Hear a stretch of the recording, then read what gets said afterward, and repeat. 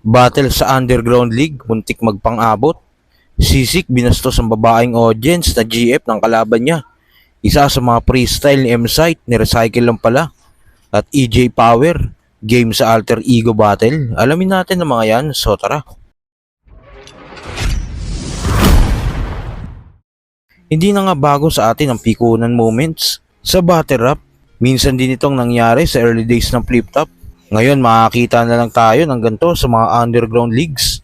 At itong ang bago ay mula sa liga ng Berdeng Kahoy Rap Battle League. 2 years ago pa ang battle na ito at hindi na active ang nasabing liga. Balikan natin ng bagyo ang pikunan moments nila. Ina naman! Para ka broke! Finals to! Bakit ka nag-joke? Joke, tinalo Basta kaya mo, kaya kong malampasan kung Sinabi kong body shot, sige ako na yung payat. Malinis kasi lagi kang sabog. Puro ka lang bomba. Diskarte o diploma ka, matayan ng sagot. Saan lipat tayo? Dito ka lapit. Kaso lamang masakit isa lang. Diba? Kakiwa. Sir, yo, play that beat. Ano lang man, tayo lang na maayos. Battle lang. Huwag kang iyak, par. Hindi ako naiyak. Oo, par. Respeto lang. Suntukan sa labas na lang.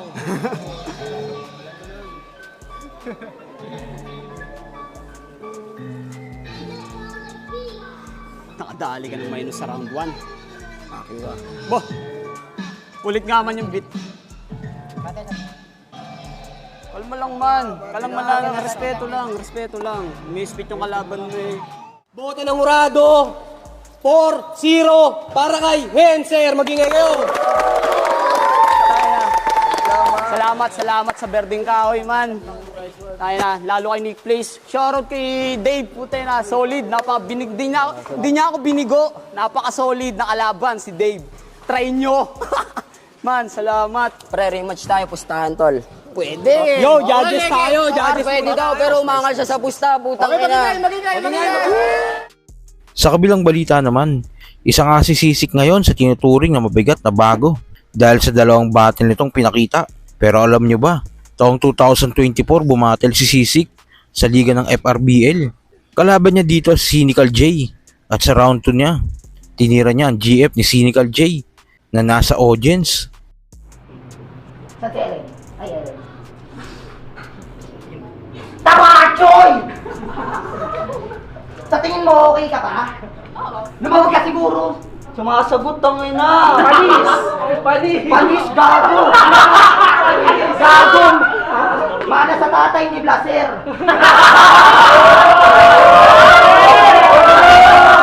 Panis.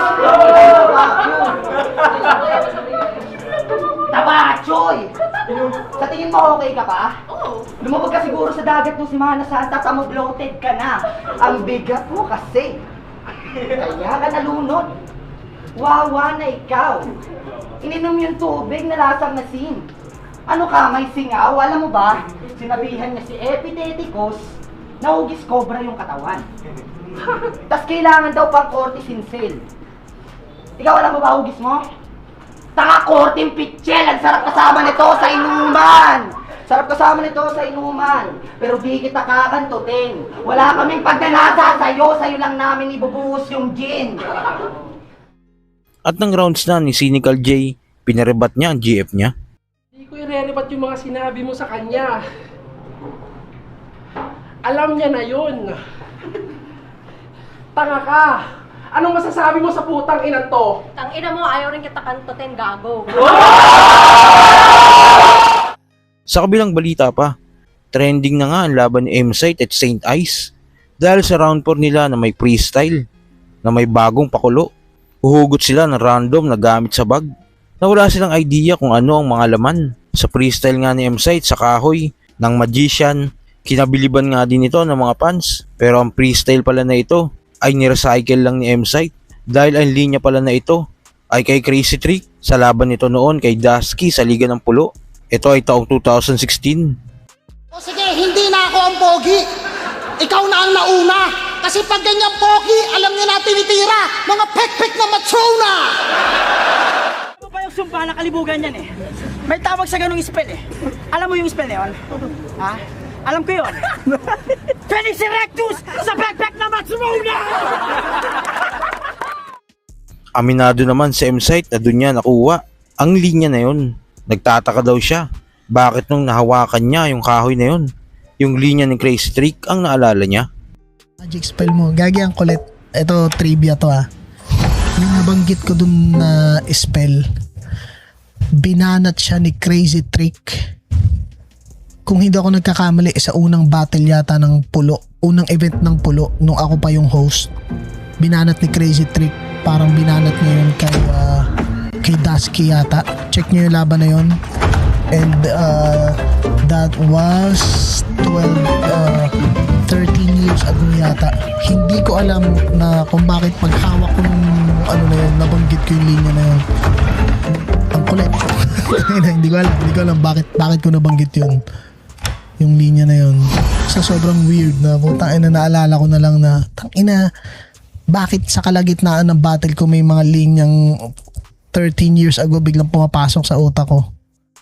At sa huling balita, bago nga mangyari ang Right of Way 2 Day 2, nagbigay nga ng prediction dito si EJ Power at M-Site at napag-usapan nga nila dito about sa alter ego battle na gusto din daw masubukan ni EJ Power. Di ba? Isa pang gustong itry is yung alter ego battles. Masaya din yan. Masaya din. Actually, ako rin isa sa nag-pioneer nun, di ba? Oo. Masaya. And napakagandang laban. Although medyo magulo pa kasi dahil nga kami yung pioneer, di ba? Magulo pa. Hindi pa malinaw yung rules and mechanics nung time na yun eh. Kasi yun nga, parang magkaiba yata ng binigay na rule. Hindi ko alam eh, parang siguro or baka pwedeng magkaiba kami ng pagkakaintindi nung rules and mechanics na sinabi ni Enigma. Kasi binigyan ako ng choice ni Enigma nun eh. So ang pinili ko, kilala ko kung sino yung kalaban ko, tas alam ko rin yung alter ego na gagamitin. Oh, okay. So hindi ko naman kasi alam noon time na yun na kunyari nag-alter ego kami, yun lang yung titirahin. Baga wala nga kasing, wala siyang mechanics eh. Basta alam mo kung sino. Kasi meron kami mga choices nun eh. Kaya pala puro sayad bars ka. Kasi parang ano siya eh, parang binigyan ako ng choice na ano bang trip nyo? Parang ganun. May alter ego kayo? Tas hindi nyo kilala kung sino yung kalaban nyo? Parang ganun. Or meron kayong alter ego na kilala nyo kung sino yung kalaban nyo? Kung sino talaga? Parang ganun. Or meron pa yatang isa na may alter ego ka pero hindi mo alam kung ano. So kayo ba mga kuys kung mag-alter ego si EJ Power sa flip top? Sino ang the best niyang makalaban? Kung naman sa loobin mo, comment mo lang sa baba na mapag-usapan natin yan. So yun lang. God bless.